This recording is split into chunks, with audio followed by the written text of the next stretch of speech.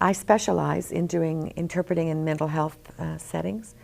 I am also currently completing a second doctorate, and this one in psychology and counseling. So that helps me. I bring a lot of understanding around psychology, and more importantly, around the goals of the therapist. When they ask a question a certain way, what is it they're trying to get at? I find mental health interpreting to be incredibly challenging. The nuances are very important, and there are a number of places where I don't make a complete linguistic and/or cultural adaptation from what the deaf person says to the therapist, because the form, sometimes in those cases, really is important. When they start talking about certain aspects of things that they're seeing or hearing, or the way that they're viewing what's going on around them, it can actually be a clue to paranoia or other kinds of mental disabilities. And so I have to be incredibly careful that I don't inadvertently eliminate some of those critical pieces in my attempt to make a linguistic and cultural adaptation of a message into the therapist's language. So again, I think you need to be a very experienced individual and recognize the grave seriousness of what can happen.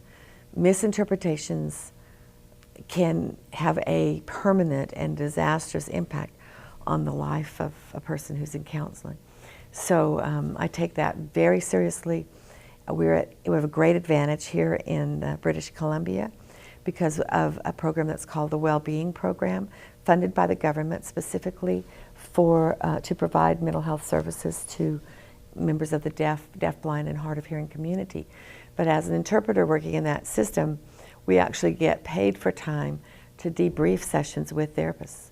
And I find that to be amazingly important.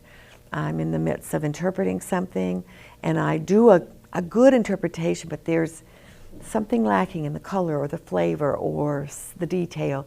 I can't get it in right then without breaking the whole rhythm of the interaction.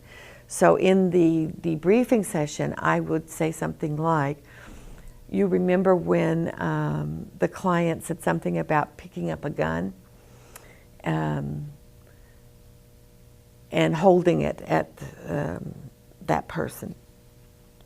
I need to be sure that you know that the kind of gun that the person was referring to was definitely a handgun, and it was an automatic because of the way they indicated how they loaded that gun, or that it was a rifle, or those kinds of nuances, subtle nuances. I know it as I'm seeing the interpretation, and if I can get it into that actual first round interpretation, I will, but sometimes it's not possible.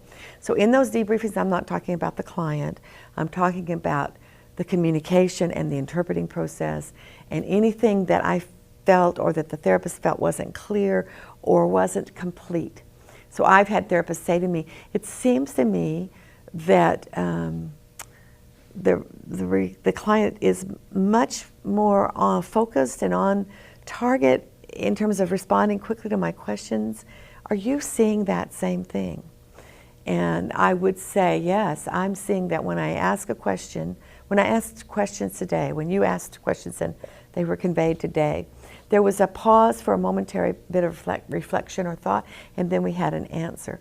Unlike 3 weeks ago, when there wasn't a consistent eye gaze, when the responses seemed not to be directed to the question and things like that. So yes, I think that your sense that that was happening is correct. Those kinds of things are what we do in the debriefing.